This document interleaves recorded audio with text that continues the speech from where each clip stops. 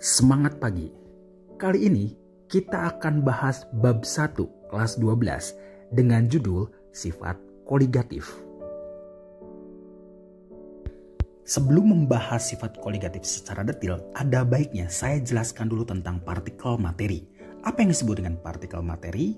Bagian terkecil dari suatu zat yang masih memiliki sifat zat tersebut. Senyawa non-elektrolit, yaitu senyawa yang tidak dapat menghantarkan listrik, partikelnya berupa molekul. Senyawa elektrolit yang menghantarkan listrik, partikelnya berupa ion.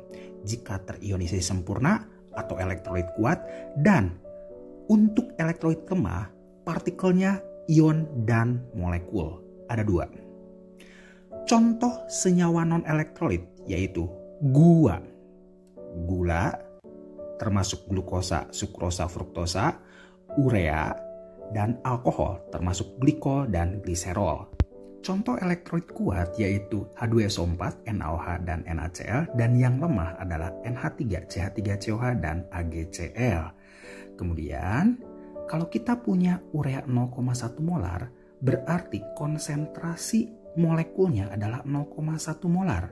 Dan kalau kita punya NaCl 0,1 molar, berarti konsentrasi ionnya adalah 0,2 molar. Kenapa bisa demikian? Karena NaCl akan terurai menjadi ion-ionnya, yaitu Na+ dan Cl-. Jadi total konsentrasi ionnya adalah 0,1 ditambah 0,1 molar, jadi 0,2 molar. Jadi dengan konsentrasi larutan yang sama, konsentrasi partikel dari senyawa elektrolit lebih besar daripada senyawa non-elektrolit. Sekarang kita akan bahas apa sih yang disebut dengan sifat koligatif itu. Yang disebut dengan sifat koligatif yaitu sifat fisik larutan yang tidak dipengaruhi jenis zat terlarut, tapi dipengaruhinya oleh konsentrasi partikel zat terlarut. Larutan yang memiliki konsentrasi partikel sama, maka sifat koligatifnya kita bisa pastikan sama. Nah, sekarang apa saja sih yang termasuk sifat koligatif itu? Yang kesatu adalah penurunan tekanan uap delta P, kedua yaitu kenaikan titik didih delta TB, ketiga penurunan titik beku delta TF, dan yang keempat tekanan osmosis atau P yang bukan merupakan sifat koligatif yaitu rasa, warna, bau, serta pH. Nah, ada pertanyaan tuh, apakah pH termasuk sifat koligatif? Bukan. Alasannya saya kasih contoh. HCl 0,1 molar, pH-nya kurang dari 7. Dan NaOH 0,1 molar, pH-nya lebih dari 7. Dengan konsentrasi yang sama, ternyata pH-nya berbeda. Sehingga pH bukan merupakan sifat koligatif. Selanjutnya kita akan bahas penurunan tekanan uap atau delta P. Nah, sebelumnya kita bahas dulu tekanan uap atau P0. Kalau kita memiliki suatu wadah dalam kondisi yang tertutup berisi pelarut murni, sebagian dari pelarut akan menguap. Uap yang dihasilkan menimbulkan tekanan, yaitu tekanan uap pelarut. Makin lama terjadi kesetimbangan antara yang menguap dengan yang mengembun. Tekanan yang dihasilkan disebut juga dengan tekanan uap jenuh. Tekanan uap dipengaruhi oleh satu, suhu.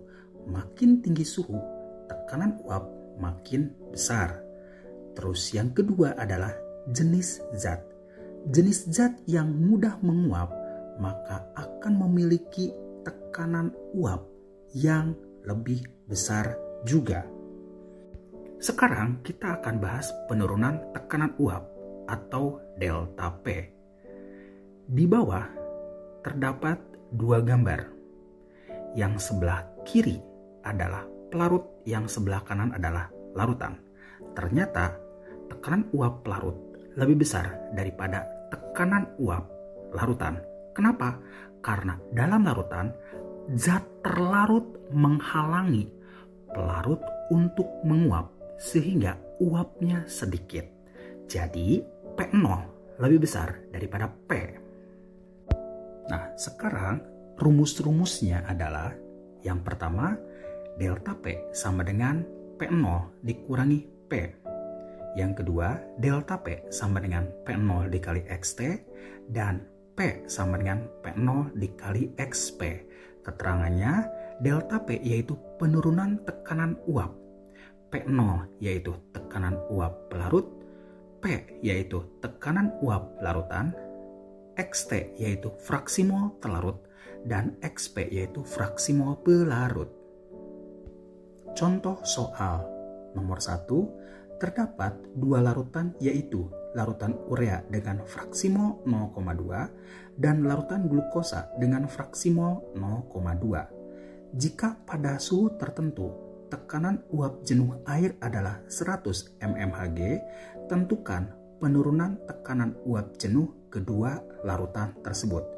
Jadi delta P untuk larutan urea sama dengan P0 dikali XT sama dengan 100 dikali 0,2 yaitu 20 mmHg. Kemudian delta P larutan glukosa yaitu P0 dikali XT sama dengan 100 dikali 0,2 yaitu 20 mmHg. Jadi delta P kedua larutan sama yaitu 20 mmHg. Jadi kesimpulannya adalah kalau ada dua larutan yang punya konsentrasi partikel sama, maka pasti akan memiliki sifat koligatif yang sama pula. Oke, sekarang nomor 2. Pada suhu 94 derajat Celcius, tekanan uap jenuh air yaitu 610. Pada suhu yang sama, tentukanlah tekanan uap larutan jenuh urea 36%.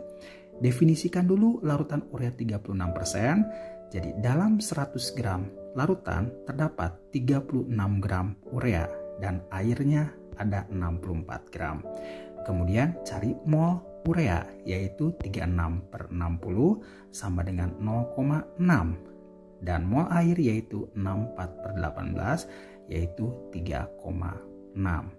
Kemudian P sama dengan P0 dikali XP.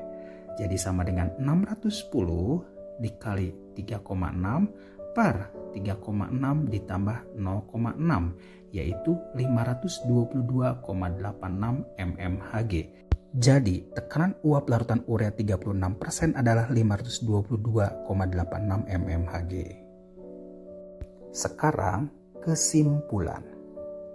Nomor 1, sifat koligatif adalah sifat yang hanya ditentukan oleh jumlah atau konsentrasi partikel terlarut, tidak ditentukan oleh jenis terlarutnya.